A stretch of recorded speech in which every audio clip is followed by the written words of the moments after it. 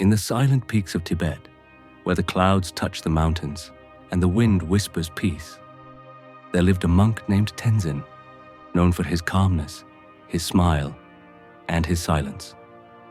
Far away, in the chaos of the cities, lived a young man named Arjun, whose mind was his greatest enemy. It was filled with anger, fear, and endless noise. One day, tired of the battle within, Arjun decided to climb the mountains in search of peace. He reached the old monastery where monk Tenzin sat quietly, brewing tea. "Master, I've come to learn how to control my mind." Tenzin smiled gently. "Sit, my son. Let's have tea." The monk poured tea into Arjun's cup and kept pouring, until the tea spilled over, flowing onto the table. "Stop," Arjun cried. "The cup is full." Tenzin looked at him and said softly, "Just like your mind. How can I teach you anything if your mind is already overflowing?" That night, under the moonlit sky, the monk took Arjun to a quiet lake. "Look into the water," he said.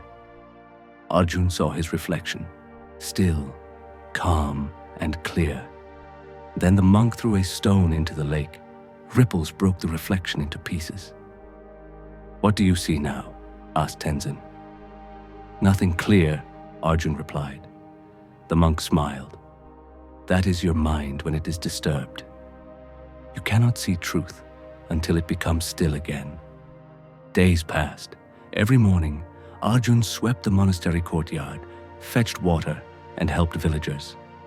But he grew impatient. "Master," he said, "when will you teach me to control my mind?"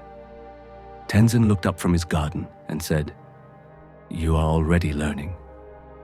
When you sweep," he said, "your hands move, but your mind wanders. Learn to sweep with full awareness, when your body, breath, and mind become one. That is control."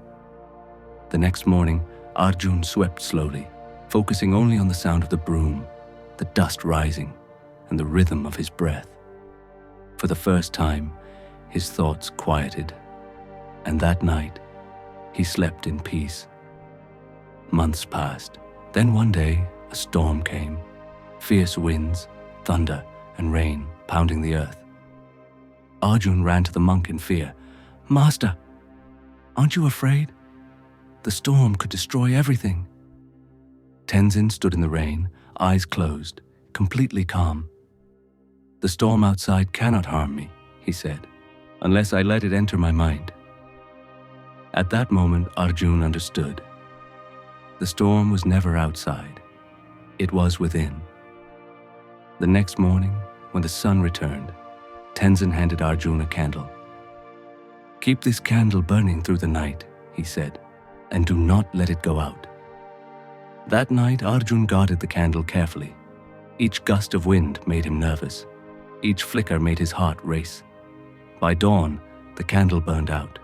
Exhausted, Arjun went to Tenzin and said, "I failed. I tried so hard." Tenzin smiled softly. "You were so busy protecting the flame," he said, "that you forgot to enjoy its light.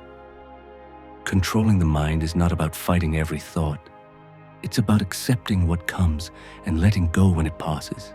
You cannot stop the wind, but you can protect the flame within." Years passed. Arjun grew wise, calm, and peaceful. People began coming to him for advice. One evening, as the sun set behind the mountains, he sat beside his old master. "Master," Arjun whispered, "after all these years, what is the simplest way to control the mind?" Tenzin smiled faintly and said, "The mind is a wild horse. The harder you pull the reins, the more it resists. Sit on it gently. Guide it with awareness. The goal is not to stop the horse, but to ride it peacefully." Those were his final words. Tenzin closed his eyes and left the world as calmly as he had lived. Tears rolled down Arjun's face, not of sorrow, but of gratitude. He finally understood. true control is not suppression, it is understanding. Years later, Arjun sat by the same lake, looking at his reflection in the still water.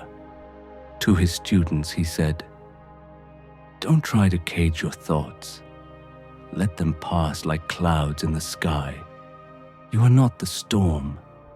You are the sky, vast, calm, and free."